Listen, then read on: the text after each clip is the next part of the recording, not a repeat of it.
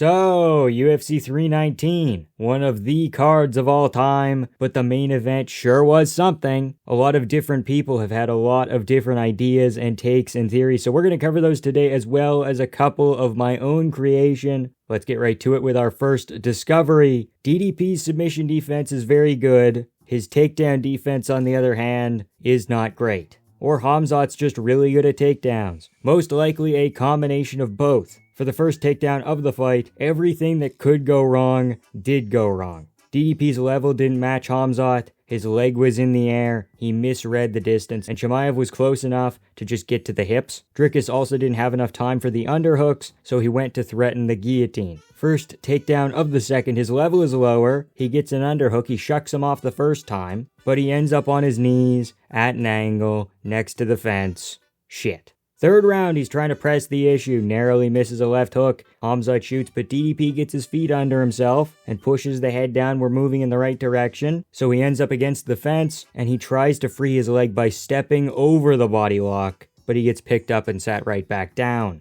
In the fourth round, Chimaev shoots for a takedown, DDP defends a little bit, and then Khamzat settles for a body lock and eventually drags him down. The fifth, in my opinion, is the most telling round, because with about half a round left, DDP explodes up and reverses Chimaev. He lands in half guard and eventually pulls a guillotine, but they're too slippery, so Khamzat just pulls his head out. Khamzat actually tried to headbutt DDP at a minute 30 left, kind of went unnoticed because DDP was also kind of going for an elbow at the same time, but he did rear up and try and land noggin first on DDP's chin. They get stood back up and DDP finally sprawls a takedown. He lands a couple of elbows. Khamzat works back up to the feet and DDP topples him over, landing in mount. Gets some decent elbows off and some ground and pound as well. Chimaev rolls over, DDP gets a choke, not underneath the chin, but he puts some effort into it. So he has the grappling skill, it's there, but Khamzat just needed to be a little bit tired and DDP needed to work into the fight and get a feel for Chimaev's wrestling for them to even out a little bit. If DDP did the correct technical movements that he was doing in the fifth from the start of the fight, things could have been a little bit different. The second thing we learned, Khamzat Chimaev's finishing abilities might be somewhat limited, and he will only chase up to a certain point. Chimaev moved around very fluidly from all sorts of different positions, side control to full mount to back control, all over the place. Tried a couple of RNC attempts, and then bailed in favor of position. Position over submission for sure, but when Khamzat is able to get to these positions this easily, he should really be taking a couple of risks here or there. Because on one hand, you can say that a risk-averse style would just be doing the same thing the whole time,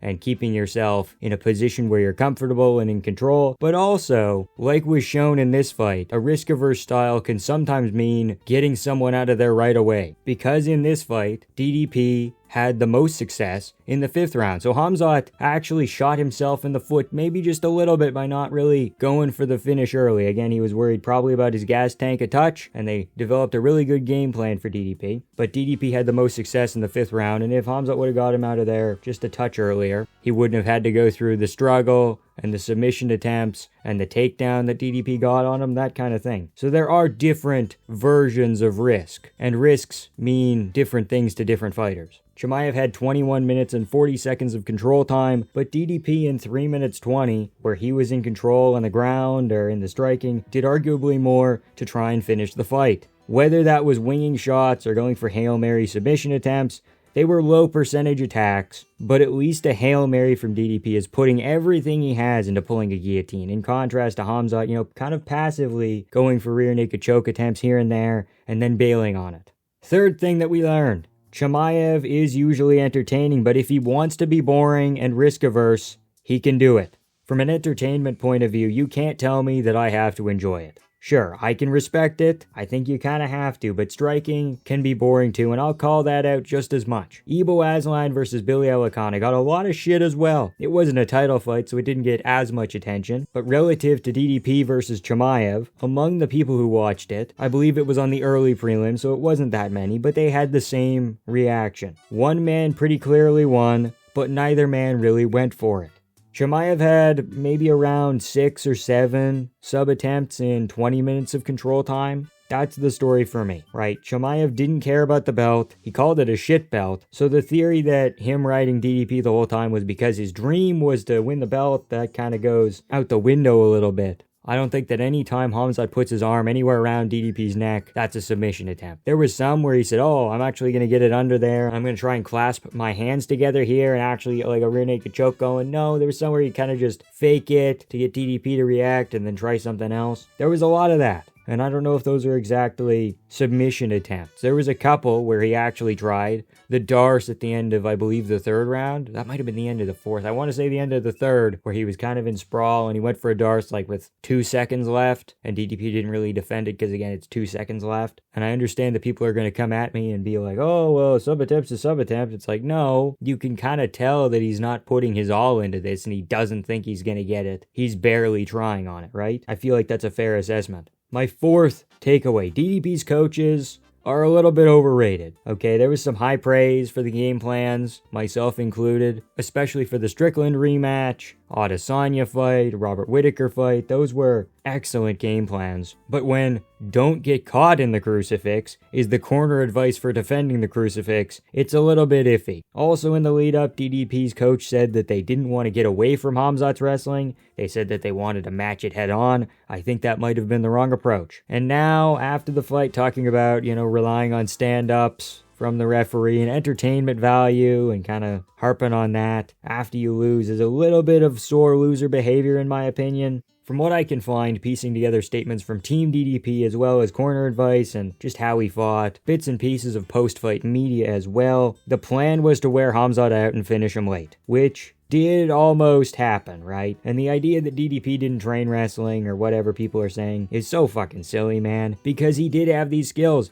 It just took him 5 rounds to remember it, which is a separate problem, but it's not as bad as not preparing at all. Kind of transitioning from the 4th to 5th big idea, despite training with TJ Dillashaw's former strength and conditioning coach, Khamzat's cardio is still up for debate. Don't let people rewrite history. Chimaev did slow down late, and as the fight ended, I would say that he was more tired than DDP. He didn't look like it, but DDP always looks kind of more tired than he is. This was when he was able to implement his game plan for almost 22 minutes. So, of course, he would slow down less when doing something he's more familiar with. His cardio failed him more so in the Burns and Usman fights because he was uncomfortable and being pushed backwards. It is still a main weakness that someone who's fighting him would need to target, but you can't do it by just letting Khamzat have his way with you. You can't have him tire himself out. You have to push him. You have to wear on him. You have to put him on the defensive. So that was an issue with game planning that I think DDP's team are going to kick themselves over. Not enough reactive takedowns as opposed to the proactive takedowns that Chimaev was shooting all night. Moving on to number 6. Khamzat Chimaev has the potential to be the UFC GOAT, middleweight, or overall. A win over DDP is very valuable, and he already has wins over Whittaker, Usman, and Burns. Those aren't quite all-time wins in my opinion, but they're really good. Whittaker just had a razor-close fight with RDR. He's still very much in the mix. Usman just beat Buckley, but you can also argue that Usman versus Chimaev was a draw that's well within reason. Burns isn't doing as well as the other two. His only recent wins are in 2023 against Masvidal and Magny. DDP is either the 3rd best or at a stretch, maybe the 2nd best middleweight of all time. Right, this win is going to age well. It's going to probably continue to age well because DDP, I don't see him losing to a lot of the other middleweights. I don't think he's going to have some sort of massive fall off like other champions recently. Moving forward, I don't see how lots of the other middleweights are going to deal with Chimaev's wrestling, okay? Which is both really good and really bad. Because as a champion, you want to beat the best guys. Scary guys. Guys that have a chance to beat you. You have to prove people wrong a little bit. But middleweight has always been this sort of goofy division with people who have really niche skill sets. No two people in the middleweight rankings right now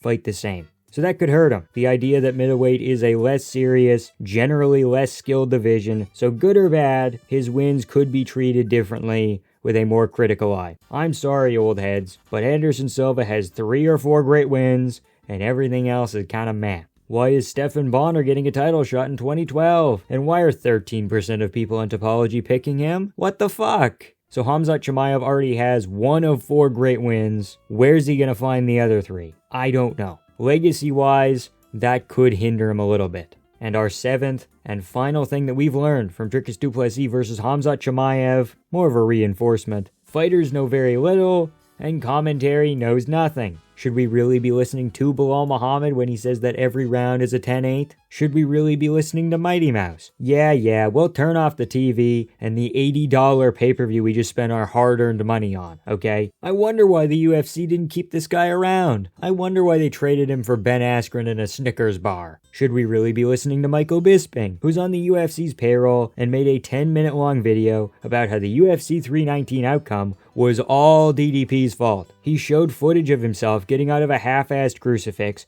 Khamzat used both legs to pin his arm down. Okay, Michael Bisping's associate is only using one. He's conveniently leaving the other leg out there for Bisping to grab. That is a technique that DDP was going for. You can see him use it with both legs up there. I don't know, DDP's just not that flexible. I guess that's a skill issue, but it's also probably easier when the guy on top of you is showing very little resistance. I highly doubt that he's from the mountains of Chechnya. Joe Rogan, another guy, maybe we shouldn't be listening to him, said that they should never stand Khamzat up while in dominant position. Newsflash, Joe Rogan, the criteria has changed since 1993. It's not dominant position unless there is a potential fight-ending sequence or meaningful attempts at finishing a fight. It becomes a stalemate. According to the criteria, once again, pure position-based control time isn't valuable towards creating and maintaining dominance. If anything, there could have been more stand-ups. There's one guy who's been excommunicated, but the other three are still very much attached to the UFC. And if they're going to build up Khamzat as this big star, like before the pay-per-view, that was one of the other narratives. We're adding in a bonus piece of knowledge at the end here, because I just came up with it on the fly.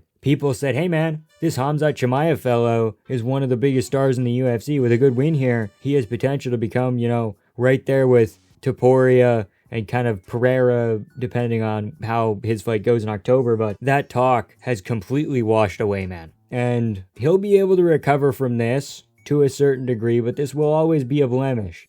These are just my thoughts, so let me know your takeaways about Khamzat Chimaev versus Dricus Du Plessis in the comment section below. Like, comment, and subscribe for more MMA content. Shout out to Shauna, Proletarian Gothic, and Vanny for being vampiric enjoyers. Thank you all so much for watching. A crucifix isn't very easy to get out of. Anyone who's telling you it was just this simple is probably lying. Have a good time.